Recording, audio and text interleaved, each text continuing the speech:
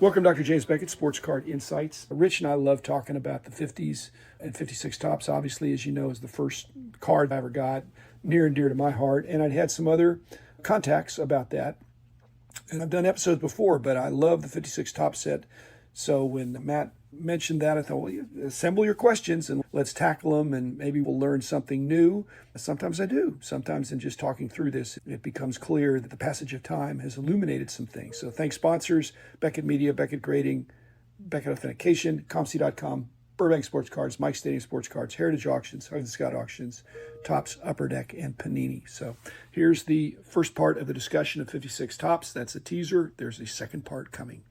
Welcome, Matt. You have pivoted from T cards to 56 Topps. How did that happen? We're looking forward to digging deeper into 56 Topps baseball. I was on a journey in the pre-war side of things and had wanted to go after a set from the 50s or 60s, did some research and really went set by set on what that could be, and landed on the 56 for a lot of reasons, but was just captivated by the aesthetic of the 56, some of the amazing players that are in 56 as well. And I really think that the 56 was that perfect sweet spot of the 50 sets being more affordable. So all those things check the mark. As I've gotten more into the 56 set and learning more about it, I've fallen even more in love with it over the last year or so. So it's been a really fun journey.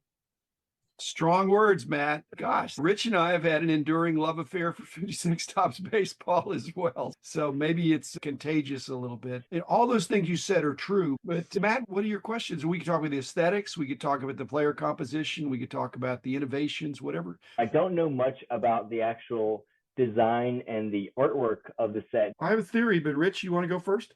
The cartoons on the back, which is part of your question, are actually, we'll call it part-time efforts from some of the leading comic book cartoonists of the time. The reason the art is so good is they use really good cards. They paid, it was probably not that much money, but they paid cartoonists for that. And one of the things you have to remember about 56, the design was beginning during the waning days of the Topps Bowman card wars from really 51 to 55. During that period, the companies are each trying to do designs each year to innovate. Eventually, Bowman Heritage one year actually featured the designs that Bowman had been working on for 56. So card companies were always looking, and the idea of the background photos had been a really successful one for Topps in 54 and 55, so they continued it in 56. To do it on what is now larger size or vintage size cardboard with the background photos really makes for a good aesthetic. Plus the amazing cartoons on the back with the great people who drew them. I have a similar theory, Rich. I felt not that Topps mailed it in 56, because I think it's a way better set than 55. It's more inclusive. I think the cards are more stylized. The background picture is more inclusive. It's more in depth.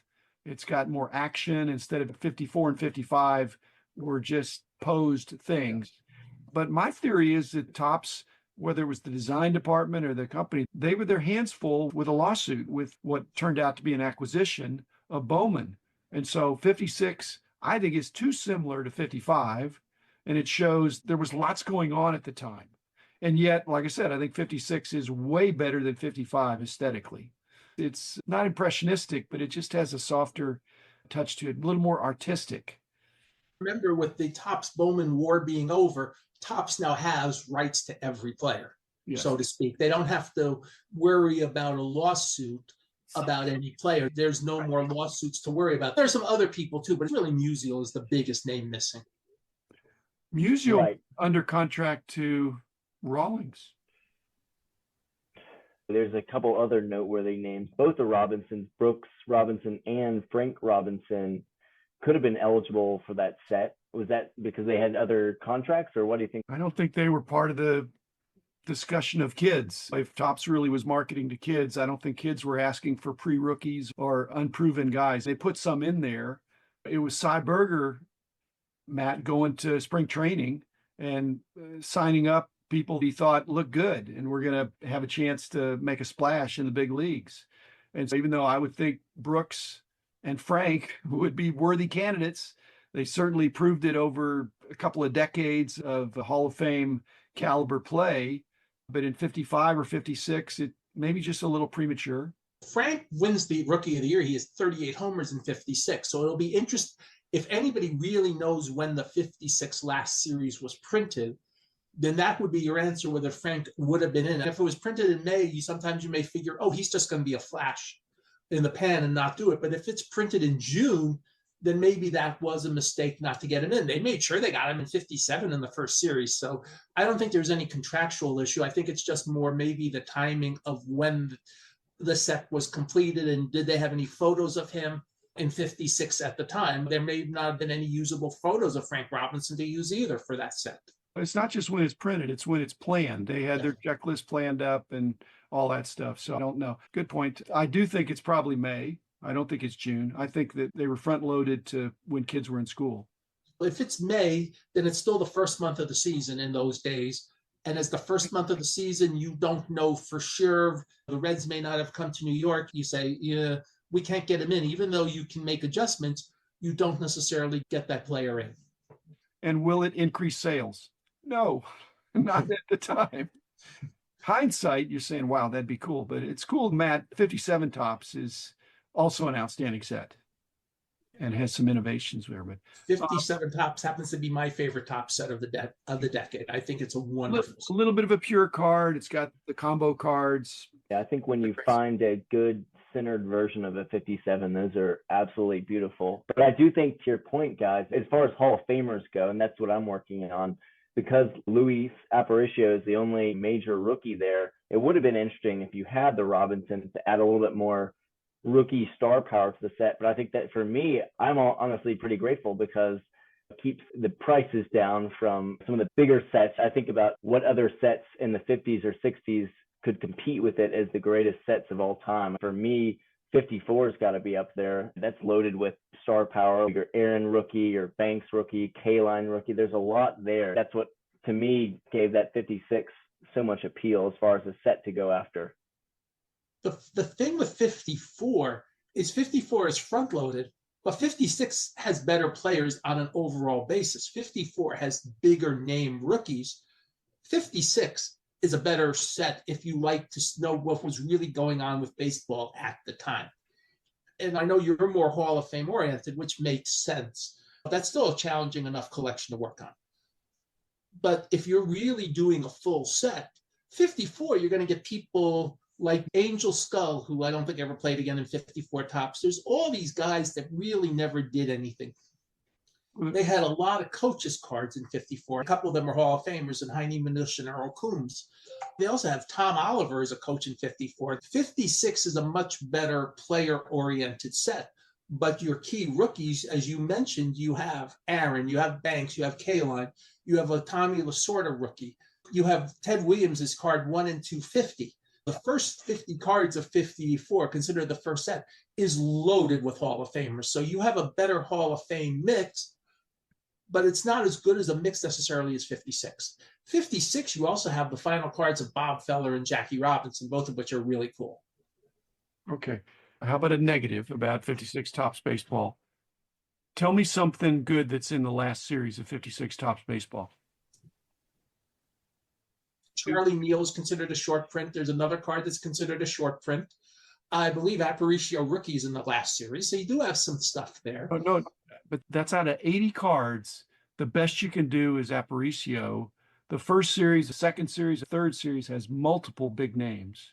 My point is, then you go to the last series of 57 Topps, then the combo cards, weak player selection. So it begs the question Matt was raising. They surely should have had room for Brooks and Frank to slide them in there in the last series. Maybe they'd already done their checklist cards, but the composition is really weak. We're looking at it as they're weak today, but in those days, yes, the kids collected their superstars, but were kids as superstar oriented as today's collectors were.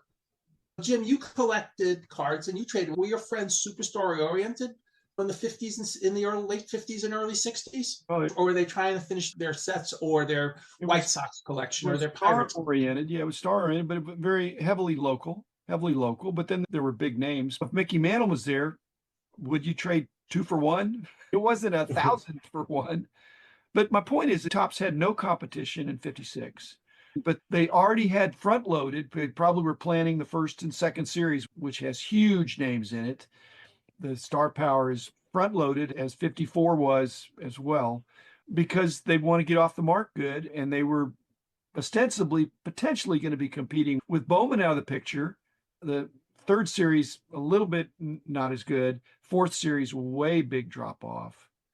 But they had no competition. When I went to the store in those days, Rich, and we're different decades with Matt as well, did you ever go to the corner store and say, I'm thinking about buying some baseball cards in this series, but who's in this series? I never asked who's in the series. You would know somewhat from the checklist card, but the new cards, you just bought them. I think that's the major difference. It's interesting because you talk about the lack of star power in 56, because Aparicio really wasn't a star in 56 either. Yeah. You know, I'm talking about the last series. and that's what I'm getting at. 57 doesn't have star power either, but you do have those 2 combo cards at least. 58, the last series, doesn't have star power in it.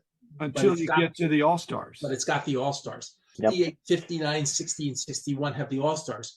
So Topps realized as they went along, because they were marketing the kids, we still have to do something in this last series that, hey, just having players doesn't make sense. We better put better players in. So they came up with ways to get the superstar players in the final series, 58 to 61. And then 62, they had what turned out to be some great players. But then they had what they called Rookie Parade. And in a way, the Rookie Parades was a different way of doing, I don't want to say star players, but really piquing kids' interest. They were the first multiplayer rookie cards. So you're saying that 56 Topps, in spite of the love we have for it, was the last set to not have any kind of special marketing in the last series. It was Correct. just here they are. Yes. And every year after that, and I remember collecting heavily in 58, a huge buzz in the neighborhood when those All-Star and Mantle and Musial were triple prints, and kids were just so excited. 68 really, for whatever reason, doesn't have a lot of superstars in the last series, but 69, Topps was able to get Ted Williams manager cards in both series. So not only did they have like Brooks Robinson and some players like that Tony Olivas in the last 2 series.